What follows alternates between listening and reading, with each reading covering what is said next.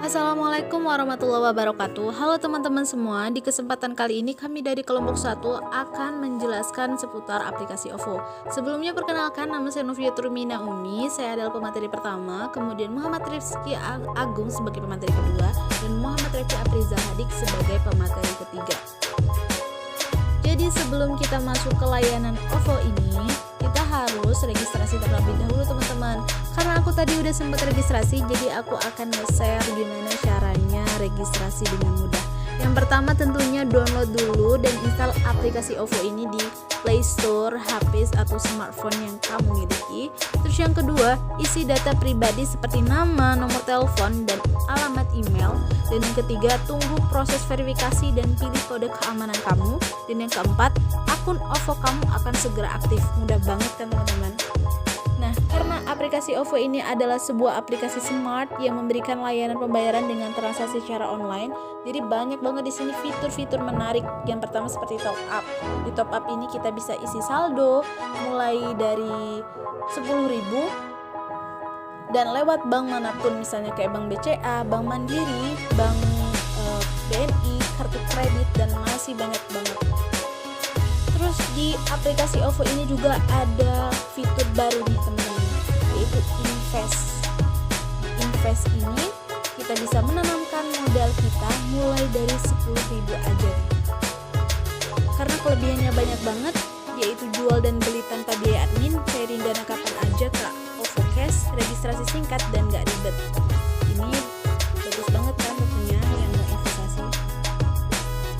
Kemudian di aplikasi OVO ini juga terdapat fitur-fitur lainnya seperti PLN. Di PLN ini kita bisa bayar token listrik dan tagihan listrik. Kalau di token listrik mulai dari 20.000 sampai 10 juta. Terus kalau di tagihan listrik kita bisa masukin ID pelanggannya dan lanjutkan ke pembayaran. Terus juga kita bisa beli pulsa. Di beli pulsa ini kita mulai dari 5.000 sampai 200.000. Udah banget kan, kita tinggal masukin nomor kita aja tadi. Terus kita juga bisa ngisi pakai data. Kita tinggal pilih kuota berapa yang mau kita isi dan berapa budget yang harus kita keluarkan. Terus salah satunya juga kita bisa bayar BPJS Kesehatan. Di BPJS ini kita tinggal masukin nomor BPJS kita dan sampai dengan bulan berapa yang mau kita bayarkan. Dan di aplikasi OVO ini juga kita bisa bayar pendidikan. Misalnya nih kita sebagai mahasiswa mau bayar UKT, kita tinggal klik perguruan tinggi dan pilih perguruan mana yang mau kita bayar atau yang mau kita keluarkan, atau yang mau kita transfer biayanya. Selain itu juga kita bisa bayar atau transfer streaming, baik itu Juk, View, wifi.id, Getflix, pokoknya lengkap banget kan di aplikasi OVO ini. Nah, karena ini bulan suci Ramadan, alangkah baiknya teman-teman kita harus berbagi kepada sesama atau bersedekah. Itu kita bisa klik ke donasi. Di donasi ini banyak banget platform atau kita bisa cari atau bisa searching di sini. Misalnya kita mau ke Bazanas. Di Bazanas ini kita bisa donasi mulai dari 5.000 sampai 1 juta. Oke, mungkin itu saja yang bisa saya jelaskan mengenai fitur-fitur yang ada di aplikasi OVO ini dan akan dilanjutkan oleh pemateri kedua. Ya, saya dari pemateri kedua akan menjelaskan kelebihan atau kekurangannya OVO. Yang pertama, penawaran banyak promo cashback yang menarik. Selain Anda bisa bertransaksi tanpa menggunakan uang tunai atau cashless, Anda bisa sering mendapatkan promo cashback. Cashback yang diberikan biasanya mulai dari 10% hingga 70% tergantung dari merchant atau tokonya. Jika Anda pengguna baru atau pertama kali bertransaksi, biasanya Anda mendapatkan cashback 100% dengan minimal pembelanjaan 25.000 dengan OVO Cash dan mendapatkan bonus cashback sebesar 25.000 OVO Point. Yang kedua, mudah saat top up saldo OVO. OVO juga memberikan kemudahan bagi para pengguna dalam pengisian saldo. Anda bisa mengisi saldo OVO lewat berbagai macam cara melalui ATM, mobile banking, kartu kredit, kartu debit, OVO Board, bahkan pengemudi Grab.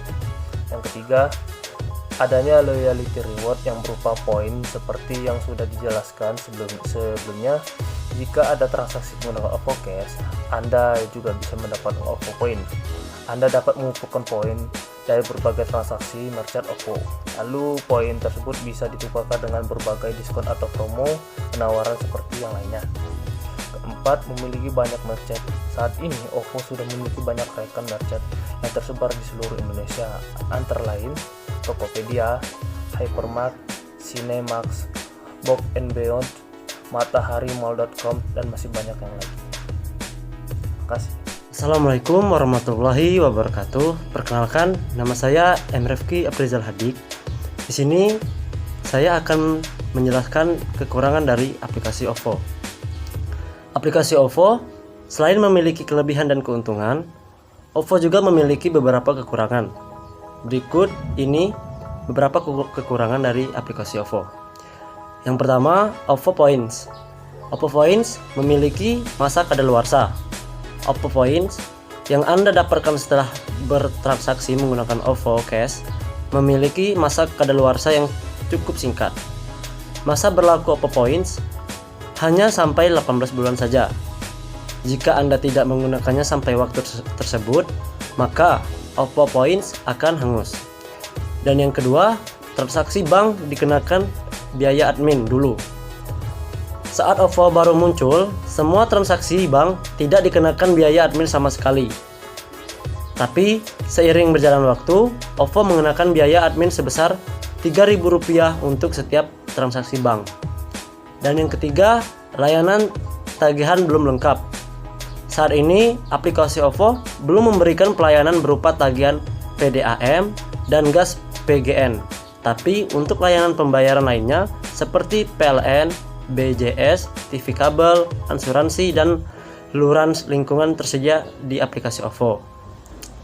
Dan yang keempat, ini tidak ada pemberitahuan mention. Aplikasi OVO untuk saat ini masih belum memberitahu jika aplikasinya sedang dilakukan mention. Jadi pengguna merasa bingung jika tiba-tiba terjadi mention. Sekian dari kelompok kami untuk penjelasan aplikasi OVO. Apabila ada kata-kata yang kurang berkenan, saya mohon maaf, dan kepada Allah saya mohon ampun. Wabillahi taufiq wal hidayah. Wassalamualaikum warahmatullahi wabarakatuh.